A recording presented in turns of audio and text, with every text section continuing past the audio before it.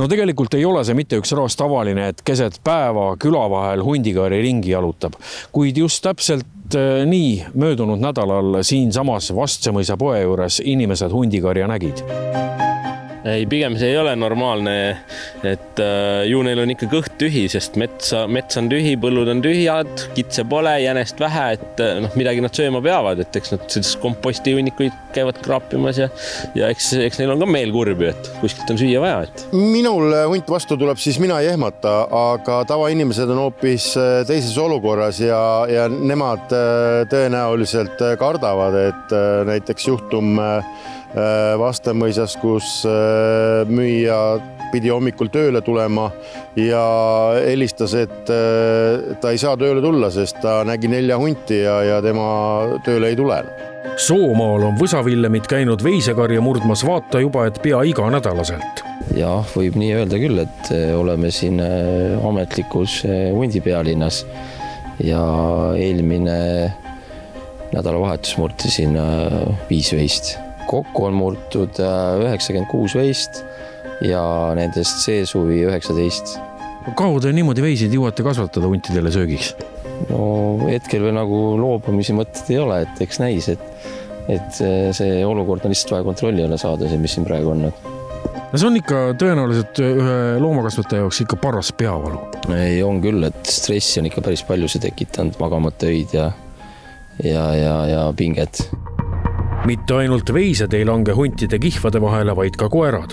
Eelmine nädal murti Metskülas koduõue pealt perelemmik.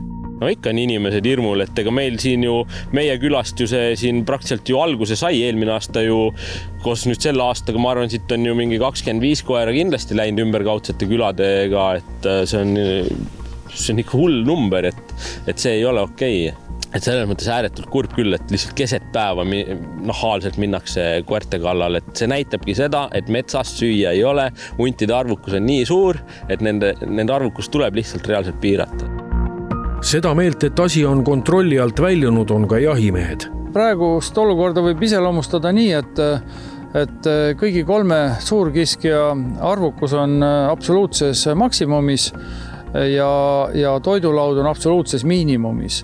Et ökoloogiliselt võtta see olukord ei ole jätkusuutlik ja see toidubaas ei saa ka taastuda, et kui selline kisklussurve on peal, siis ei ole võimalik ka toidubaasil taastuda. Nii et igal juhul on siin tarvis inimese sekkumist ja on seda arvukust vaja reguleerida, et muidu see ei toidubaas ega kiskjate arvukus ei ole vastavuses praegu. Kui tavainimesest küsida, kes süüdi on, siis arvatakse, et miks jahimehed ei küti.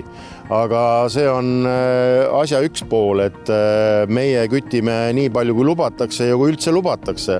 Paraku on nende asjadega nii nagu on, et kui jahiseaduses on ette nähtud küll huntidele, küll karudele küttimisaeg, siis me kahjuks seda kasutada ei saa täies pikkuses. Ka karujaht pandi hetkel kohtuotsusega selleks aastaks seisma. Sellel hooajal kütiti ainult 25 karu, mis tähendab seda, et meie ulukiuurijad eelmise aasta 2024 andmetel teadsid, et juurde sündis 303 karupoega ja kujutage ette, et kui juurde sünnib ka sellel aastal 303 ja kütitakse 25, mis teeb karu arvukus. Kahjuks ei tahaks hirmutada, aga see päev on suhteliselt lähedal, kus karu tungib inimesele kallale. Mis oleks aga lahendus? No, ega siin muud ei ole kui julged otsuseid. Et ega siin muud lahendust ei ole, et tuleb see olukord lihtsalt kontrolli alla saada. Et tuleb siin kõva häälega sõna võtta ja karjuda ja ehk siis läheb olukord paremaks.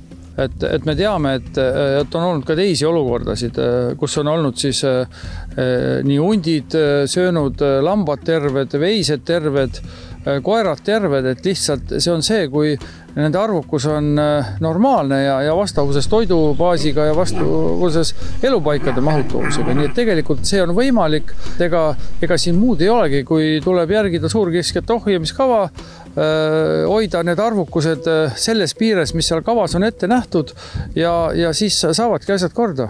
sest ei ole võimalik hoida kiskjaid maksimaalarvukuse juures, kui sõralised on madalseisus.